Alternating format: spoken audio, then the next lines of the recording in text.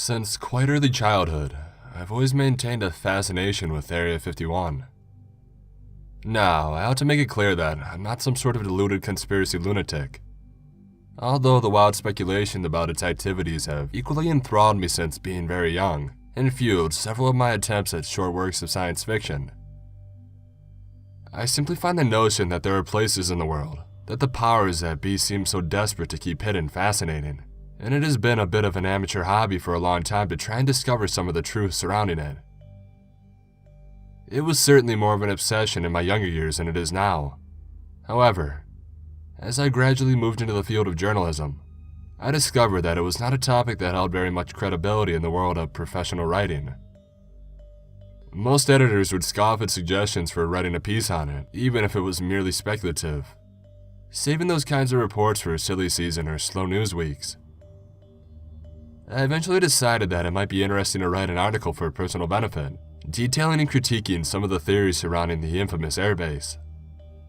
I put a call out on my blog for people to help me find some of the more outlandish theories, partly out of laziness, but also because I thought there would be a wider scope of oddity if I asked outside sources. Sadly, I received no replies for this request. I did, however, receive a lone, anonymous contact. The contact in question was a gentleman who claimed to have worked at the base from the mid to late 90s, and for the sake of his privacy, and potentially his freedom, I will admit his name, age, and etc. He approached me very cautiously and in writing, seemingly trying to avoid whatever electronic surveillance may be kept on him by his former employers. Although why he presumed that anybody observing his behavior would not monitor his post to was beyond me. His sketchiness over some minor details in his initial correspondence, and the unspecified level of security and observation he claimed to have on him, made me wary of him at first. But he presented me with some very interesting morsels of information regarding his former occupation, and I eventually managed to negotiate a meeting with him. Naturally, I was very excited to be speaking with this gentleman. We met publicly, choosing somewhere open and busy.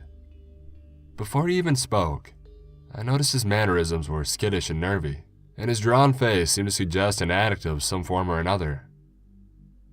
He stated outright that there were some details, such as names of former colleagues or people in charge, that he would point blank refuse to reveal, regardless of how many times I asked him, as his problems were with himself and the things he encountered at the base, and not with the personnel he used to work alongside with.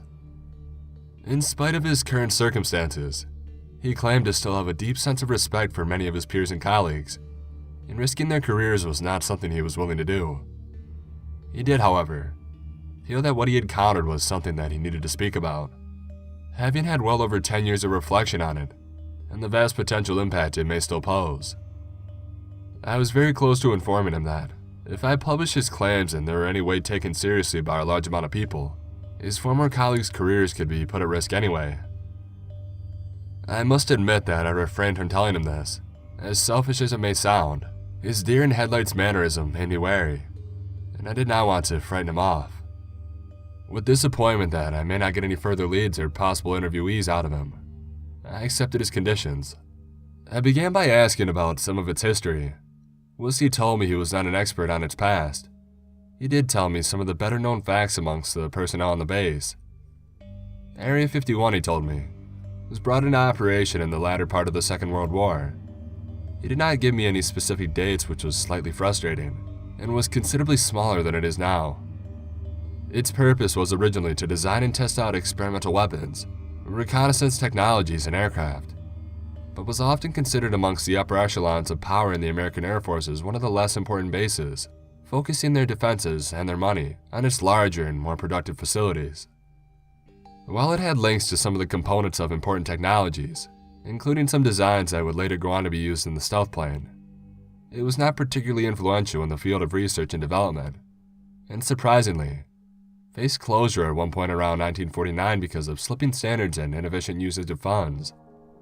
Its management was replaced, and standards began to improve, with its funding being spent on expanding the base to allow it to work on new areas of research, including but not limited to nuclear, biological, and physiological methods of warfare. I must admit that this rung quite positively with me. Despite my interest in the base over the years, I've always been skeptical as to its alleged involvement with aliens and the paranormal, believing it instead to hold unsettling secrets of a much more regular nature, such as ethics-free science and cruel new weapon systems.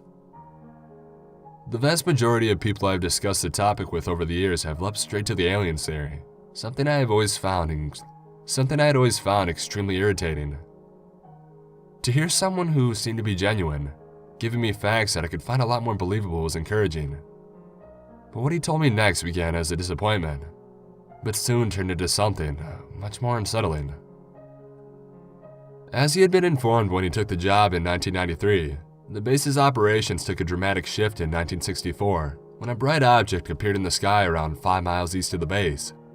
Sometime in April of that year, the Cold War was still at a high, being only 2 years since the Cuban Missile Crisis, and despite an apparent cooling off period since the hotline between Moscow and Washington had been created to allow the USA and the USSR to discuss and negotiate any further incident.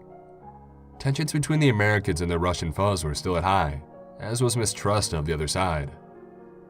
Believing this initially to be the start of some form of deceptive attack, the base went on high alert and all base troops were mobilized and deployed to the site within 20 minutes, having informed the White House of the strike.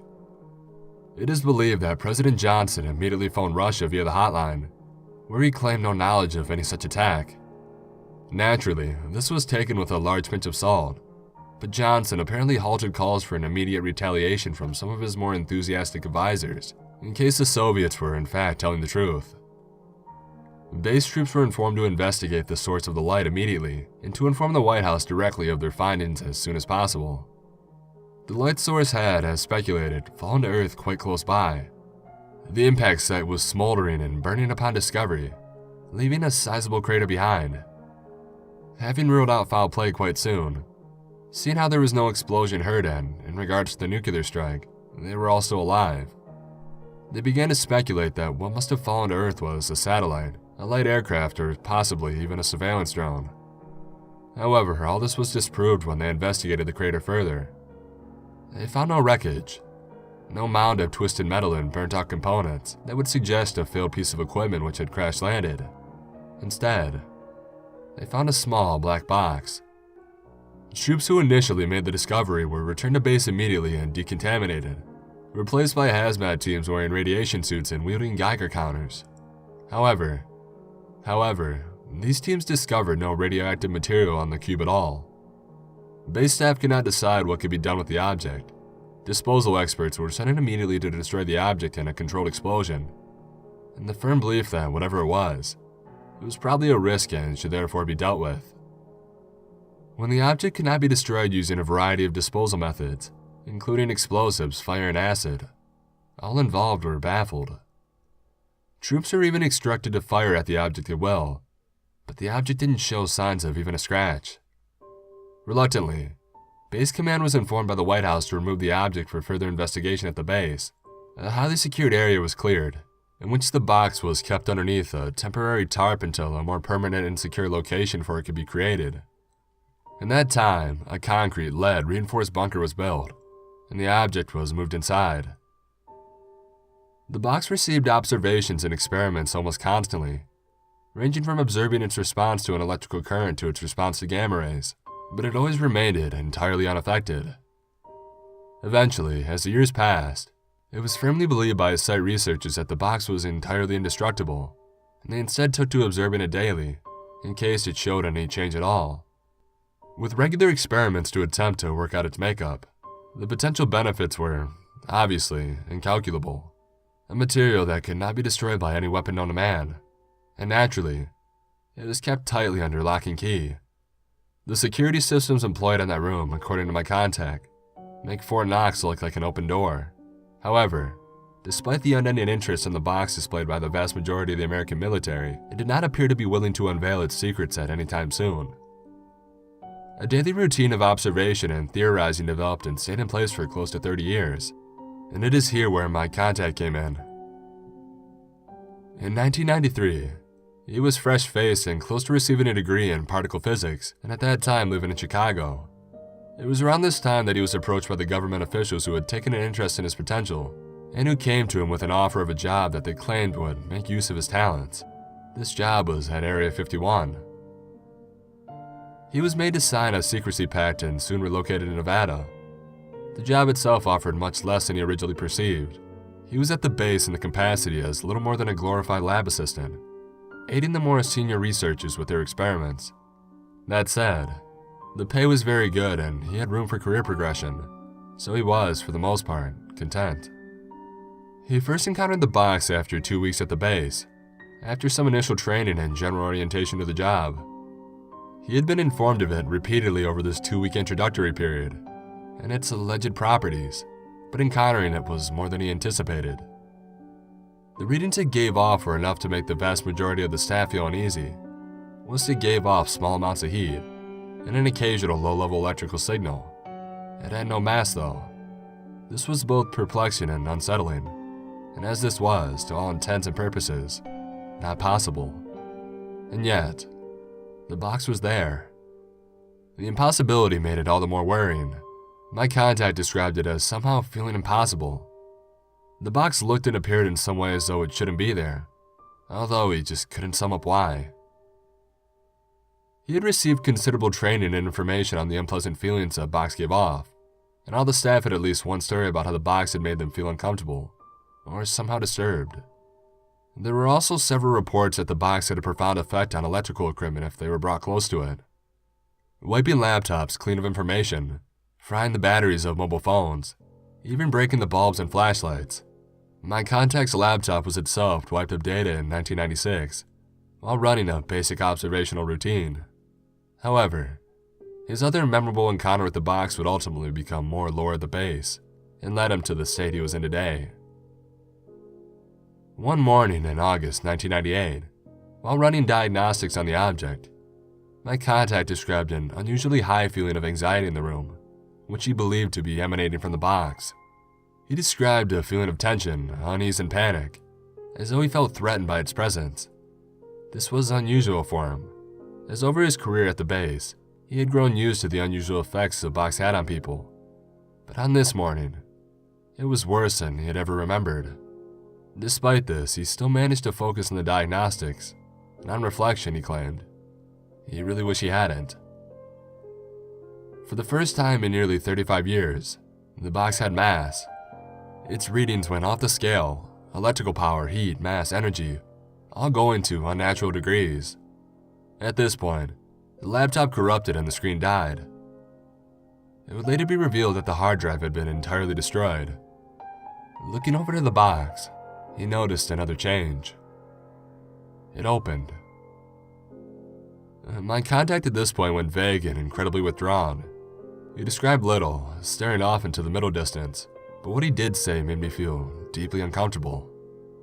In a minute voice, a voice I could have easily mistaken for that of a child, he told me, "There was just a void, just nothing. No sound, no feeling, no light, no time, just nothing." After this, he required a few moments to gather his thoughts and pull himself together. And we sat in silence, him trying to deal with his memory and myself trying to make sense of it. What did he mean, nothing? He continued with the story after a little while. He told me that he had blacked out temporarily, and when he came to, he was outside the bunker, which was under lockdown. Outside, he had found a scene of abject destruction, burning wreckage, twisted metal, the site personnel running around frenzied, trying to return some semblance of order. This initially confused him, but the strangeness of the situation soon became apparent to him. when he was told that the base in its entirety had been struck by what was referred to later as a telekinetic explosion. Objects, ranging from pens to office chairs to aircraft, had begun to levitate and move in the general direction of the bunker. After almost a minute of this, the objects violently dispersed outwards, the bunker being the center of the blast. 14 people were killed by the debris and several others were injured. The objects affected were not just metals, so some kind of magnet was ruled out as a cause, but it did not seem to affect living matter. Armed personnel had rushed to the bunker after identifying it as the center of the blast, forcing an override on the security systems. They found him passed out in the corner, apparently shooting his eyes. The box, according to my contact, was now unopened. He was removed from the bunker and taken away, and underwent almost a full 24 hours of decontamination, examinations, and debriefings, being the first and only person directly on the scene. Officials were initially skeptical of his claims that the box had opened. The bunker's CCTV system had been obliterated in the accident, along with his laptop. The readings he took in the incident itself were now lost, with no evidence to support his claims. Despite this, however, some sympathy for his story was later gathered, especially when it was the only link to the explosion they had. The securities and examinations of the box were doubled, with an armed guard inside the bunker at all hours of the day, and my contact was given therapy for severe anxiety and stress. The base was cleared of wreckage and repairs were almost completed after a week and a half. However, when my contact returned to the bunker with investigators a few days later to try and provide some further evidence for his version of events, he encountered something highly sinister. On the back wall of the bunker, visible immediately upon entrance, was a perfectly circular black ring, around the height of a man, looking very much like a burn mark. Investigators informed him that the ring had been present when he had been dragged out, and attempts to remove it yielded nothing. My contact told me that something about it made him vomit, and he had to leave. Around 2 weeks of sleepiness and severe mood swings following the incident caused him to file for resignation. He did not feel that he could remain at the base, for reasons he could not understand or explain for himself. And since the incident, he had been feeling restless and on edge, especially when he was on his own. He always remembers a series of unusual events occurring in and around the base. Several security cameras around the base had short-circuited, along with some motion sensors in the more secure areas. The site staff reported missing objects, namely food items and electrical equipment. And most bizarrely, the base dog was found dead in the mess hall 4 days after the incident. Examinations on its body suggested that it had been hit by a car, but this was not possible, as no car could have gotten into the mess hall without destroying it, but not to emerge by several eyewitnesses. An autopsy was performed and it was discovered that the dog's muscles had contracted so suddenly and so violently that it had broken several bones, including its back. Evidence of poisons or toxins were searched for, but none were found. The best guess that could be made was that the dog went under such a severe shock that its muscles went into a fatal spasm and eventually seized up to an unimaginable degree. I recall my contact detailing these events with an almost frightened fascination. I speculated that he had pondered these events for a very long time. A week after filing his resignation, he said his farewells and was escorted from the base to return to his old life in Chicago, where he had intended to return to the degree he had yet to finish and attempt to put his former job behind him. Why it had infected him so deeply, he did not know. But he was adamant that he felt he had to get away from that place as soon as he possibly could. He told me that what had happened next was what turned him to drink. As they left the base, he decided to take one last look back. This he immediately came to regret. In the dust cloud kicked up by their SUV, standing facing the base, was a figure. My contact didn't describe the figure this time. It was not because he found the memory too difficult to describe, but because he simply could not remember it at all. He passed out almost immediately after seeing it, and his memory of its appearance is practically non-existent. He said that all he can remember was the most overwhelming sense of dread and terror that he has ever experienced in his life. Something about this character inspired a feeling of fear within him that was stronger than anything he had encountered previously, or since. He was revived by the driver of the SUV, but did not inform them of what he had seen. And yet, it still haunted him. Something about this memory somehow eclipsed the experience in the bunker, and the feeling of the horror at the thought of it stuck with him from that moment onwards. Eventually, he took to drink to try and rid himself of this never-ending feeling of unease, but its help had been limited. After he told me this, we went our separate ways, as he asked if we could stop as he had nothing more to offer on the subject, and was feeling quite unhappy again. So I returned to my hotel room to write up his claims, and I have not heard from him since. Now I must clarify here that he didn't tell me anything about being pursued or followed by this figure. He was not being stalked by some Slenderman-esque entity that toyed with his mind and followed him wherever he went. Before he left, he told me that he had never saw it again. Only the feeling, the memory of that terror stayed behind, which, as it became apparent to me during his interview, was no less scarring. I will not tell you outright that my contact's claims are the gospel truth. I still have my doubts about what he had told me, and whether there was any truth in it whatsoever. What I do not doubt, however, is that he saw something at some point in his past that left some very deep scars in his mind. It would be a valid argument on your part as a reader to say that he could have been acting, but I know sincerity when I see it, and I saw a sincerely traumatized individual. For these reasons, I cannot escape the nagging thought that there was something genuine in what he said, and that there really is something sinister at the base. This change of heart has also led me to reevaluate the purpose of this article. My original intention was for this to be a purely speculative piece, assessing and investigating some of the claims about the base's reason for being. However, since I received word from my contact, the nature of this article has changed to the actual potential evidence of alien activity on Earth, and Area 51's involvement with it. And in the process, so was my stance on publishing it. Perhaps I am simply being paranoid, but it's a level of professional paranoia that I like to think might keep me out of federal custody if there is actually any truth in what he told.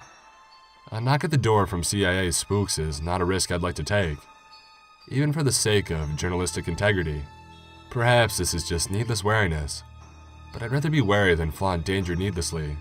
So, unless an appropriate opportunity arises in which to publish this, where the sense of duty over showing it to the public overrides the risk of official reprimand, I will sit on this one, for personal scrutiny and speculation. However, regardless of the reliability of these claims, it still unsettles me to even consider the notion that one of the most powerful military superpowers on Earth could be outwitted and confused by persons or forces unknown for so long. Even more so to think that these forces could still be in operation to this day. June 2014.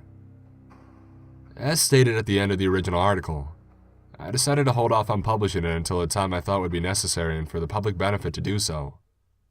That time has now come. Unless the news has somehow bypassed you, which I highly doubt, you will be aware that 27 hours ago, emergency services in the Nevada area were on red alert as countless local communities gave reports of everyday objects moving at their own accord. A subsequent blast was reported, which killed several people and wounded many others. These objects had, according to witnesses, exploded away from whatever point they were originally moving towards.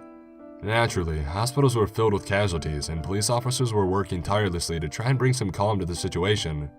But all of this was nothing when eyewitness reports were received of a large, black ring in the middle of the Nevada desert. The news soon hit the internet, and despite the presence of the specialist teams who were seemingly called in to quell the rumors, it continued to spread like wildfire.